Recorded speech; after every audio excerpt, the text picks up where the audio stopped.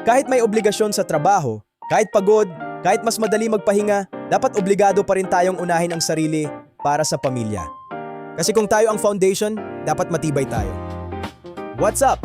Ako nga pala si Jerwin, and welcome back to the Active Dad Diaries. Ngayon, home workout tayo ni Mrs. Walang gym excuses, walang traffic excuses. Let's go! Hindi kailangan ng perfect setup. Hindi kailangan ng malaking space.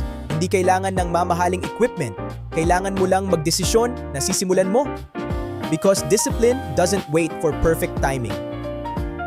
So today, basic lang muna tayo. Squats, 12 reps, simple. Pero simple doesn't mean madali. Alam mo minsan, ang pinakamahirap hindi yung workout. Yung pinakamahirap yung magsimula. And yes, may mga distraction, may mga bata, may ingay. Pero this is real life. Hindi natin kailangan ng tahimik na bahay para maging consistent. Kailangan lang natin maging intentional. For strength, for stamina, for fatherhood. Rest time. At syempre, may family meeting sa gitna ng workout. Ganito talaga pag home workout. Hindi ito commercial gym. This is life gym. Pero honestly, mas gusto ko to.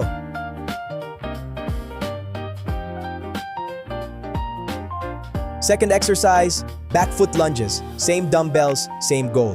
Ang lunges, balance and control. Parang pagiging tatay din. Hindi pwedeng puro lakas. Kailangan may balance. Every rep is a reminder na may mga taong umaasa sa'yo. And I want to be strong. Not just today, but 10, 20 years from now. Hinga lang saglit, pero hindi titigil.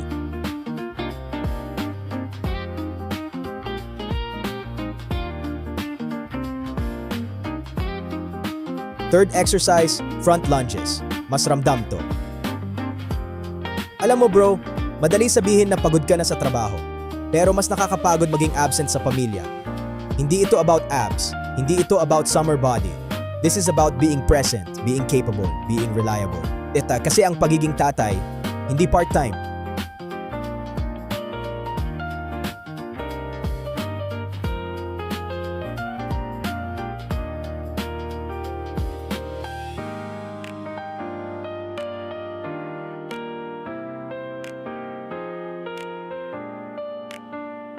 Fourth exercise, Romanian deadlift, targeting the posterior chain, glutes, hamstrings, lower back.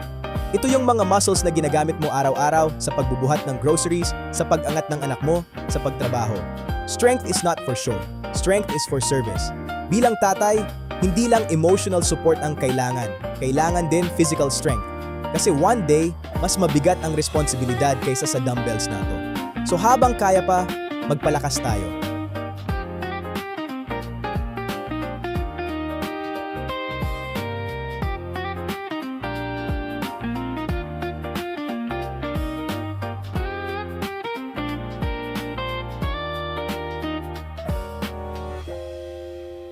At syempre, after workout, weigh-in time. Yo, tatay, nanay, tinay, AC, lola. Pero alam mo, weight is just a number. Mas mahalaga kung gaano ka ka-healthy para sa kanila. Real talk, hindi araw-araw motivated ka. May araw na gusto mo na lang humiga. May araw na pagod ka na sa trabaho. May araw na parang wala kang energy. Pero hindi tayo gumagalaw dahil motivated tayo. Gumagalaw tayo dahil committed tayo. Motivation is a feeling. Commitment is a decision. At bilang tatay, hindi pwedeng feelings lang ang basehan.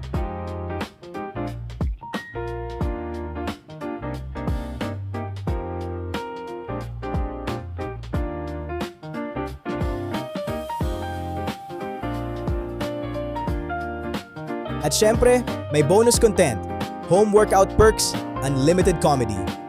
Ito rin ang dahilan kung bakit mas masarap mag-workout sa bahay kasama ang taong mahal mo. Pagod?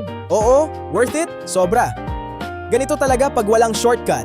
Hindi kailangan intense palagi. Kailangan consistent. Hindi kami atleta. Hindi kami fitness influencer. Kami ay mag-asawa na may pangarap maging healthy para sa pamilya. And that's enough. At hindi pa tapos, abs workout para sa core. Core strength is important, pero alam mo kung ano mas importante. Family core.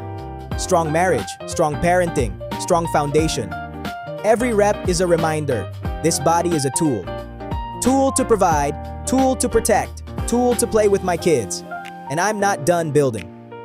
If you're a busy dad, although working long hours, pero gusto mo pa rin maging healthy para sa pamilya mo, start small, start at home, start today.